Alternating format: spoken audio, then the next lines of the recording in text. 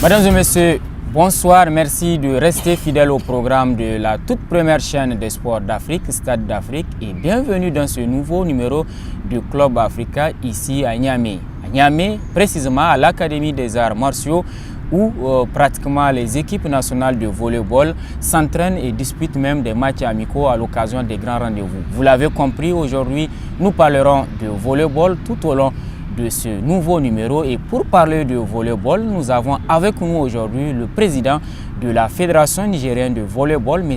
Youssouf Badar, avec nous pour parler de tout ce qu'il y a comme volleyball au plan national et à l'international. Monsieur le Président, bonsoir. Bonjour.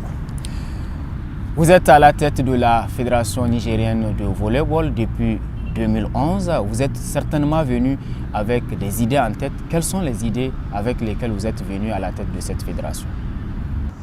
Merci beaucoup, M. Abdelaziz. Donc, effectivement, on est arrivé à la fédération depuis 2011. Pour nous, c'était l'occasion pour redynamiser les choses parce que c'était à un certain moment on était dans une situation un peu latente. Donc depuis 2011, on a pris le temps de redynamiser les différentes structures de la fédération en mettant en place toutes les ligues, les districts qui étaient censés être en place. Donc ça nous a permis d'avoir une meilleure assise pour organiser notre plan d'action qui était le développement des centres de volley. Donc après, on a mis des centres dans toutes les régions, 10 centres par région. Et ce qui nous a permis d'avoir une équipe d'élite, il y a lieu de le dire, parce qu'en 2018, ce sont même ces enfants qu'on a formés dans les centres qui sont actuellement en équipe nationale senior. Donc je pense que tout ce plan a été élaboré sur la politique du développement à la base. Ensuite, la redynamisation des clubs, des structures qui se sont affiliées légalement. Alors, en 2011, en postulant à ce poste, vous avez en face disons, une équipe qui a pratiquement travaillé pendant une longue période, l'ancien président Sidi Amada, qui n'était pas facile à battre, mais vous avez pu écarter cette équipe pour venir avec des nouvelles idées. Est-ce qu'au début, c'était de combattre le régime ou bien de venir avec des nouvelles idées? Non, bien sûr que non. Comme on l'avait dit, même quand on est arrivé à la gestion de la fédération, pour nous d'abord, l'objectif c'était de conserver les acquis. Ensuite, de travailler sur des nouveaux objectifs. Raison pour lesquelles même on avait demandé en ce temps à M. Sidi Amada d'être notre président d'honneur. Donc je pense que ce n'était pas dans l'esprit de détruire ou de remplacer le président sortant, c'était beaucoup plus pour apporter un nouveau souffle à la fédération. Avant de poursuivre cette émission, nous allons observer une petite pause, le temps de retracer le premier mandat du président de la Fédération nigérienne de volleyball à la tête de cette fédération. Après le renouvellement des démembrements de l'association, Ligue régionale, comités départementaux, districts suivis de la relance des activités des centres de formation, la Fédération nigérienne de volleyball a qualifié en 2012, les équipes nationales U19, dames et hommes au championnat du monde de beach volley tenu en Chypre. En 2013, la fédération a lancé la pratique du volleyball à l'école primaire avec la création de 80 centres de formation à travers tout le pays et la participation du 23 au 30 septembre, toujours de la même année, à Cotonou au Bénin, à la 18e édition de la Coupe des Nations de la solidarité et de l'intégration du volleyball de la zone 3 et au Mali avec une deuxième place en hommes. Du 18 au 22 février 2014 a eu lieu à Niamey le stage en arbitrage organisé par la Fédération internationale de volleyball. La même année, le Niger a été sélectionné au projet African Dream du président de la Fédération internationale de volleyball pour le développement de la discipline et du beach volley en Afrique. Youssouf Badar et son équipe ont débuté le deuxième mandat avec le lancement le 10 janvier 2015 du programme de création de 4 centres d'excellence au Niger dans le cadre du projet African Dream, la qualification et la participation de l'équipe nationale dames de beach volley aux 11e Jeux africains du Congo, mais aussi et surtout l'élection du président de la Fédération nigérienne de volleyball, vice-président de la Confédération africaine de la discipline. L'année 2016 a été marquée par la qualification du Club des Amis du 15 au 22 août à la 7e édition de la Coupe des clubs champions de la zone 3 à Yamoussoukro en Côte d'Ivoire. Le Club des Amis du Niger s'est classé deuxième. La qualification et la participation de l'équipe nationale senior homme au championnat d'Afrique des Nations et aux qualifications du championnat du monde 2018 en Égypte, l'organisation de la Coupe des Nations U20, dames et hommes de la zone 3, avec au finish une première place pour le Niger, constitue les faits majeurs de l'année 2017 en volley au Niger. L'année 2018, elle, a été marquée par la participation des équipes hommes et dames du Niger du 28 août au 2 septembre à la Coupe des Nations de la zone 3 au Burkina Faso. Le Niger a terminé premier en hommes et quatrième en dames. Aux 3e Jeux africains de la jeunesse en Algérie, le Niger était représenté par l'équipe nationale U19 de beach volley. Durant ses 2 premiers mandats, la Fédération nigérienne de volleyball a assuré l'organisation régulière des championnats nationaux seniors et cadets et a participé aux réunions de la zone 3 et aux différents congrès de la Confédération africaine et de la Fédération internationale de volleyball. Nous venons, Monsieur le Président, à l'instant de suivre quelques réalisations effectuées lors de votre premier mandat. Commençons tout de suite par le volet formation. Qu'est-ce qui a été fait sur le plan formation avant même de rentrer dans le vif du sujet de votre premier mandat? Vous savez, les formations, ce sont des programmes qui sont soumis à la fédération, des programmes que chaque année nous optons sur, nous choisissons l'axe sur lequel nous voulons être formés. Donc il y a les formations d'entraîneurs, les formations d'arbitres, les formations de dirigeants sportifs. C'est vrai que durant ces 2 mandats qu'on a eu à faire, on s'est beaucoup plus concentré sur la formation des entraîneurs, des animateurs de centre. Donc on a eu quand même à former des entraîneurs dans toutes les régions. On a fait descendre toutes les régions pour pouvoir les initier à cette nouvelle tendance du volleyball, ce volleyball moderne.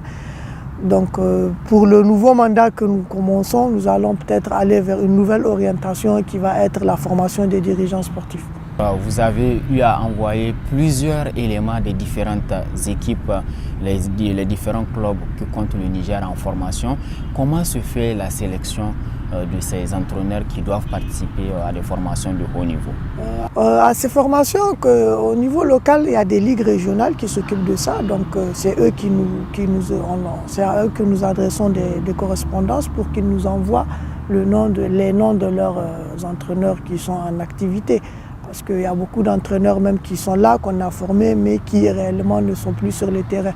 Donc nous sommes en collaboration avec les ligues régionales et c'est elles qui envoient les noms de leurs représentants au niveau des formations. Que vous faites avec les clubs lors de votre premier mandat surtout? Est-ce qu'il y a eu un aspect qui a beaucoup marqué votre passage, le premier mandat concernant la gestion des clubs? Il faut le dire parce qu'en fait, vous savez, la réalité du Niger est tout autre. Elle est différente des autres régions. Nous nous appuyons beaucoup, la fédération appuie beaucoup les clubs. Et en 2012, le premier mandat, nous avons remporté notre première Coupe des clubs champions qui s'est faite ici même à Niamey, au Palais des Sports avec la gendarmerie nationale. Donc, mais il faut le dire que ces équipes, bien que ce sont des clubs, ce sont des équipes qui sont, quand ils arrivent à se qualifier pour la Coupe des clubs champions, en remportant le championnat national, ce sont des équipes que la fédération manage beaucoup, qu'on apporte beaucoup de soutien à ces structures pour les préparations et pour les participations aux compétitions africaines.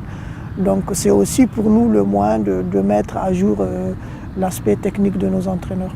Les techniciens sont formés, il n'y a pas moyen de tester cette formation si elle est bien acquise, si ce n'est aux grands rendez-vous nationaux, notamment l'organisation des championnats nationaux. Sur ce point, qu'est-ce qui a été fait? Est-ce que vous avez pu organiser le championnat national ou les différents championnats nationaux à temps et régulièrement? Dans les 2 premiers mandats, sur 8 ans, nous avons quand même organisé 7 championnats. Je pense qu'au niveau du volley, c'est une première. Mais il y a lieu aussi de notifier que malgré tout, la fédération fait de son mieux pour organiser ses activités. Et l'organisation même des fédérations, ça devrait se faire de club à district, de district à ligue et de ligue à la fédération. Nous, chaque année, malgré les problèmes de financement, nous organisons notre championnat.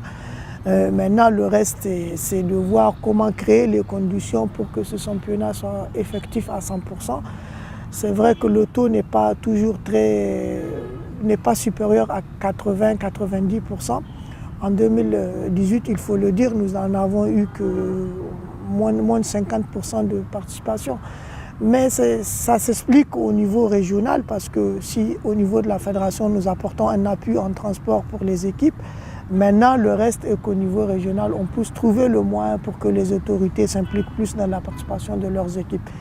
Nous arrivons à l'expliquer parce que les autorités, vu les activités du 18 décembre, les autorités régionales mettent la main à la poche pour faire participer leurs équipes, ce qui rend un peu compliqué les activités qui viennent après ou avant dans le cadre sportif. À ce niveau, vous ne vous êtes pas mis uniquement à former avec des gros moyens les techniciens et laisser les ligues régionales à elles-mêmes, ou qu'est-ce qu'il faut faire pour que ces ligues régionales viennent participer aux différents rendez-vous nationaux qui sont les championnats? C'est ça que j'ai dit, qu'il faut qu'on trouve une politique au niveau régional parce qu'au niveau de la fédération, même nous, vous voyez, nous sommes sur les activités nationales, nous sommes pratiquement délaissés par le ministère. Bon, pratiquement délaissés, c'est vrai que de temps en temps ça vient, mais ce n'est pas périodique, ce qui nous empêche pas de ne pas organiser nos activités. Donc il faut qu'on trouve le moyen pour que ces ligues apprennent à fonctionner comme la fédération, c'est-à-dire à ne pas dépendre totalement du financement du ministère des Sports. Le championnat national, c'est pour les seniors ou pour toutes les catégories? Vous avez pu concocter des championnats nationaux, des grands rendez-vous pour détecter des talents, soit pour l'équipe nationale senior ou les petites catégories à participer aux compétitions internationales? Au niveau de la FENIVOLEY, nous sommes quand même très axés sur les petites catégories et c'est pour ça que vous allez remarquer dans nos activités, nous faisons toujours en sorte qu'il y ait des championnats en petites catégories. C'est comme l'année passée, par exemple, le taux de l'année passée du championnat cadet que nous avons organisé à Kony est supérieur à 90%. Parce que sur toutes les ligues étaient présentes, à part la ligue de Difa, et vous connaissez les contraintes qu'elles ont, mais sinon toutes les ligues étaient là, même les districts, les clubs, donc vraiment c'était une réussite totale sur ce plan. Vous avez pu, sur votre règne, qualifier l'équipe nationale du Niger à une phase finale de Coupe d'Afrique des Nations. Comment gérez-vous les équipes nationales et quels sont à l'heure actuelle les résultats que vous avez avec les équipes nationales? La gestion des équipes nationales, je pense que c'est une gestion assez compliquée. C'est vrai que, vu les fautes de moyens, quand même, nous faisons en sorte d'être assez compétitifs avec des préparations d'assez longue durée. C'est vrai que ça n'apporte pas toujours son fruit, mais avec nous, je pense que cette fois-ci, ça a marché. Et nous sommes tous sur cette optique aussi à participer à toutes les compétitions sous-régionales pour essayer de mettre à jour nos équipes nationales. C'est pour nous aussi le moyen de jauger leur niveau de préparation et aussi de jauger le niveau du championnat local. Donc c'est pour ça que vous verrez que de 2011 à 2018, nous avons pratiquement participé à toutes les compétitions de la sous-région, de la solidarité, de la Coupe de la zone 3. Donc ça nous a permis quand même doucement d'engranger une certaine expérience. Cette fois-ci, cette compétition de la zone 3 va dans les deux catégories, en junior, en petite catégorie et en senior. La dernière qui a été organisée en petite catégorie, le Niger est sorti largement en premier. Et je pense que sur ce point, on a trouvé le mécanisme de garder nos équipes compétitives malgré malgré le fait qu'on n'arrive pas à être constant dans nos participations aux compétitions africaines. Aujourd'hui, le Niger peut se comparer à des équipes nationales des équipes nationales sous-régionales concernant justement le placement des Nigériens au plan international, c'est-à-dire nos professionnels. Est-ce qu'aujourd'hui le Niger a une base de données concernant la vie professionnelle pour nos internationaux? Bien sûr que le Niger a une base de données et je pense qu'aujourd'hui c'est obligatoire avec le VIS, le système d'information en ligne de la Fédération internationale. Tous les internationaux qui évoluent légalement à l'extérieur, officiellement plutôt, sont enregistrés dans une base de données. Et au Niger, on a quand même assez de bons joueurs qui évoluent à l'extérieur. Et il y a lieu de le reconnaître. Sur ce plan, quand même, la fédération a facilité les transferts pour que ces joueurs puissent vraiment être à ce niveau. Au plan national, avec les locaux, il y a eu pas mal de petites difficultés de personnes que vous avez eu à gérer. Quelles ont été ces difficultés que vous avez gérées sur le plan individuel avec des joueurs qui ont parfois été sanctionnés et des joueurs qui ont du mal à s'intégrer réellement dans la famille du volleyball nigérien? Je ne pense pas qu'on ait eu ce problème avec nos internationaux, parce que tous les joueurs quand même qui évoluent en équipe nationale, à ma connaissance, nous n'avons pas eu de problème disciplinaire. Bon, vous savez, dans toute structure, il y a des petits problèmes de hic, mais je pense rien dont on doit en parler ici aujourd'hui. En 2015, vous avez été élu vice-président de la Confédération africaine de volleyball. Partout, c'est comme ça se passe. Pour être au courant de tout ce qui se passe et être au grand rendez-vous continentaux, voire internationaux, il faut être à l'international. Vous avez pu être nommé ou être élu vice-président de la Confédération africaine de volleyball. Comment ça se passe? Effectivement, pour nous, c'était un exploit. On n'y pensait pas. Initialement, on était beaucoup plus parti sur l'objectif de prendre la zone pour apporter un nouveau souffle à notre pays. Mais l'opportunité s'est présentée sur la demande de l'actuel président de la Confédération africaine pour que je sois son vice-président. Je pense que c'est une opportunité pour nous. Ça nous a permis d'avoir d'assez bons avantages, d'être dans le dernier cercle de prise de décision. Ce qu'il faut peut-être aujourd'hui souligner, c'est les difficultés internationales que toutes les associations vivent. Pas que la Confédération africaine, mais tout le monde. Mais je pense que c'est une situation que nous allons pouvoir dépasser d'ici peu. Et c'est que sûr, il y aura beaucoup d'opportunités dont le Niger va profiter. C'est la différence d'être juste observateur et d'être acteur dans les prises de décision concernant les associations nationales. Effectivement, comme je le dis, être dans le dernier cercle de prise de décision nous permet d'avoir beaucoup d'avantages parce que nous sommes quand même nous sommes informés à temps, c'est déjà ça, et nous sommes quand même privilégiés dans tout ce qui concerne les formations, les stages. Vous voyez, on peut facilement négocier avec la Confédération africaine des stages obtenus puisque nous savons dans les formulaires que nous recevons les quotas et les lieux qui peuvent nous prendre en stage, nos équipes nationales. Et être dans ce dernier cercle de prise de décision nous permet quand même de bénéficier de ces quelques avantages. Comment se passe la gestion des différentes zones en tant que vice-président de la Confédération? Comment se passe la gestion des différentes zones que nous avons? Effectivement, bon, au niveau, c'est comme un peu partout. C'est nous au volley. Donc, c'est comme je vous l'ai vu, depuis 2015, la situation était devenue très difficile. Avant, les zones recevaient des subventions de la Confédération africaine et des subventions de la Fédération internationale. Mais depuis 2015-2016, vu les contraintes financières que nous avons, la Confédération africaine, son budget annuel est tombé à plus de 70%. Donc nous vivons pratiquement qu'avec les fonds de fonctionnement, ce qui a réduit le budget les budgets que nous allouons aux différentes zones. Et ça a aussi diminué l'organisation des compétitions au niveau zonal.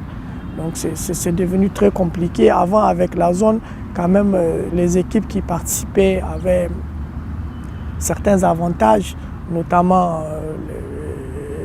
des appuis forfaitaires pour ceux qui organisent, parce qu'on avait beaucoup mis l'accent sur l'organisation des compétitions. Donc pour pérenniser nos activités et pour donner de la valeur au volleyball dans nos différentes régions, la zone appuyait à un certain montant l'organisation des qualifications, l'organisation de certains grands événements du volley. Mais depuis 2015-2016, avec les contraintes financières, c'est devenu très compliqué pour nous. Les officiels nigériens sont bien formés. Il y a des championnats nationaux au plan national, des participations des équipes nationales au plan international. Le Niger honoré avec cette place de vice-présidence. Comment se porte l'arbitrage nigérien? Effectivement, là, nous avons un sérieux problème, c'est bien de le dire. Parce que quand on est arrivé à la fédération, et vous savez, au niveau du volley, je ne sais pas si dans les autres disciplines c'est la même chose, et il y a un certain nombre de matchs sifflés qui te permettent d'être candidat pour être arbitre international. Nous, quand on était arrivés, c'était déjà dans la dernière phase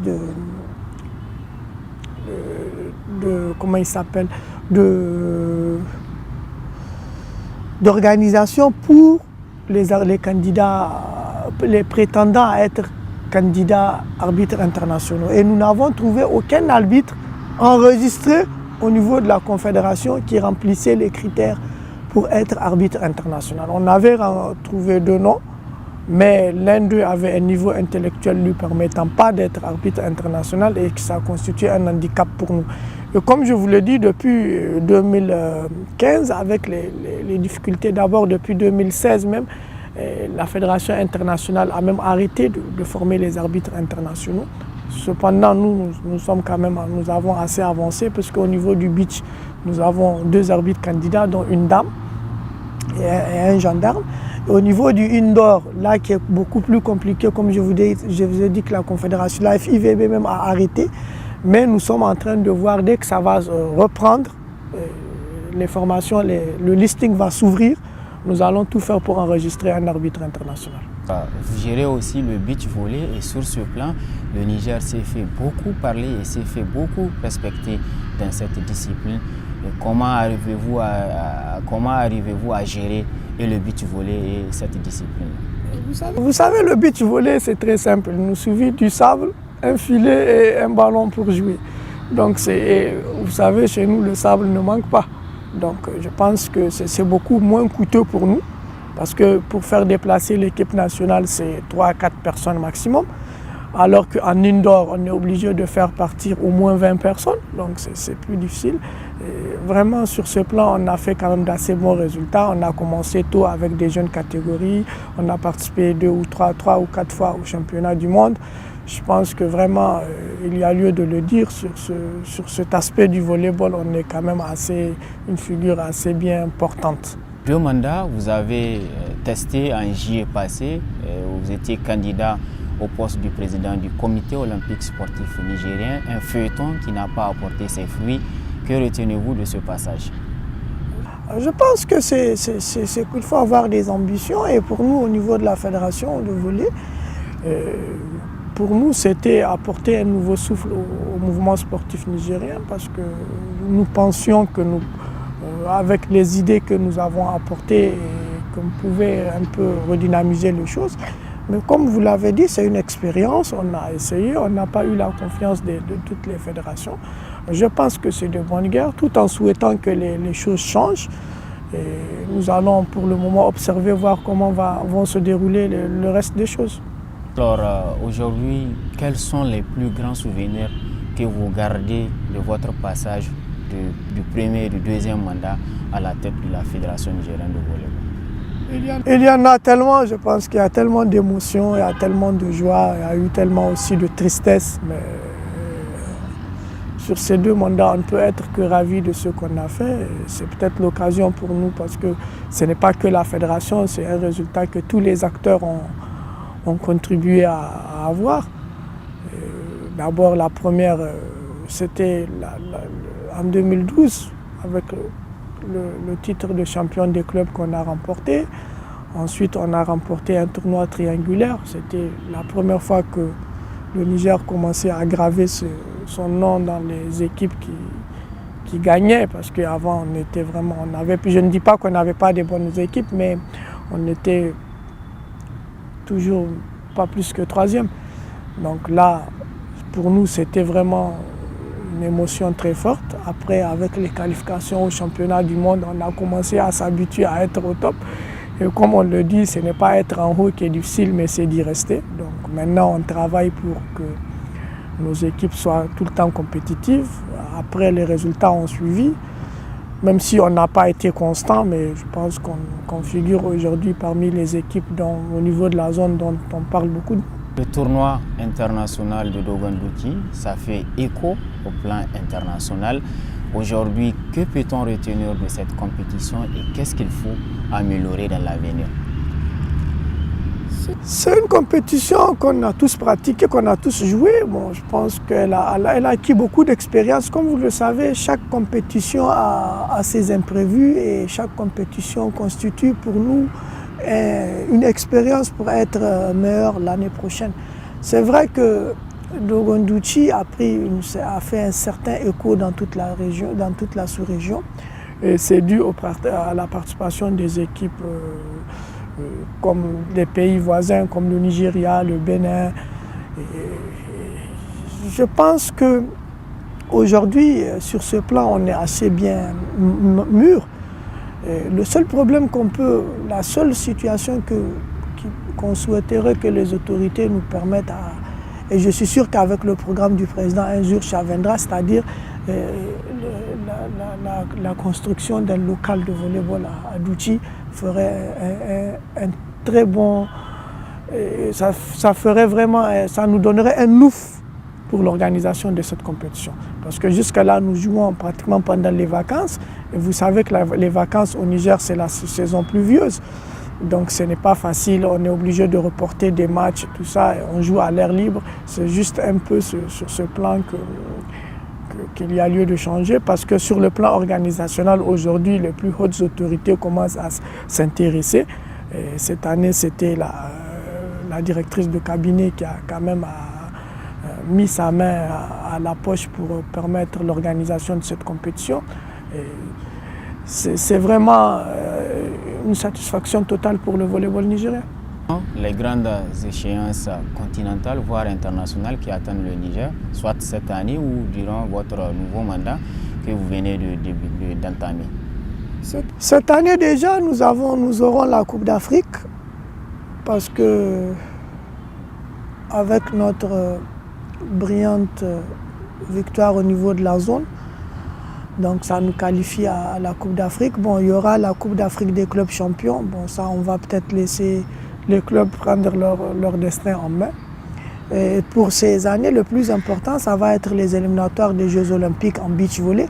En indoor, il y aura aussi les éliminatoires des Jeux africains en beach volley en indoor. Bon, par rapport à ça, déjà en beach volley, on est assez avancé puisque les équipes sont déjà en préparation. Elles étaient récemment à Abidjan pour essayer de jauger leur niveau. Et donc là, en février, déjà vont commencer les premiers tours des éliminatoires des Jeux olympiques. Donc pour nous, déjà, on est concentré sur cette activité. Vos relations avec les fédérations sportives nationales et au-delà avec le ministère en charge de la jeunesse et des sports du Niger? Avec les fédérations, c'est des relations très courtoises. Aujourd'hui, le sport est une famille, donc il n'y a aucun problème que nous n'arrivons pas à surmonter entre nous. On se serre les coudes malgré les difficultés que nous vivons. Donc maintenant, avec le ministère des Sports aussi, il n'y a pas de problème particulier, tout va bien. Il y a lieu aussi de le remercier, surtout de remercier le président de la République pour tous les efforts qu'il fait. Il est le premier capitaine du MENA. Aujourd'hui, nous savons qu'avec cette politique où le Niger met au devant l'excellence, nous, au niveau du volley, à toutes nos compétitions qu'on a pu se qualifier, l'État a quand même su nous accompagner et nous faire participer à ces dernières phases. Donc c'est vraiment l'occasion pour nous de les remercier et de leur demander de continuer à faire en sorte que le sport soit appuyé au niveau national cette fois-ci et au niveau international. Alors en tant que président de la Fédération nigérienne de volleyball et vice-président de la Confédération africaine de volleyball, quel est le message que vous voulez faire passer à travers cette tribune? Bon, le message, je ne sais pas, je souhaiterais quand même pour moi beaucoup plus d'activités sur le plan national surtout. Nous allons trouver les moyens et aussi les idées pour voir comment recadrer et réorganiser le volleyball au niveau national. Au niveau international, je pense qu'à partir de 2019, fin 2019, il y aura le renouvellement de l'instance dirigeante de la Confédération africaine. Donc ça va être une nouvelle organisation et une nouvelle vision que nous allons apporter au volleyball africain.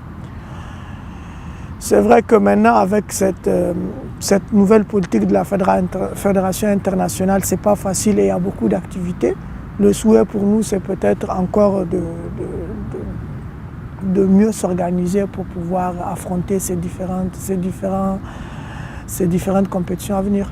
Merci, M. Youssouf Badar. Je rappelle que vous êtes président de la Fédération nigérienne de volleyball, également vice-président de la Confédération africaine de volleyball. Merci pour toutes ces explications techniques et administratives fournies à l'occasion de ce numéro de Club Africa qui s'achève ici. Merci à vous de nous avoir reçus et acceptés chez vous. Continuez à rester fidèles au programme de la toute première chaîne des sports d'Afrique, Stade d'Afrique. Vous pouvez aussi réagir via notre page officielle sur les réseaux sociaux. Merci d'avoir suivi ce nouveau numéro. À très bientôt.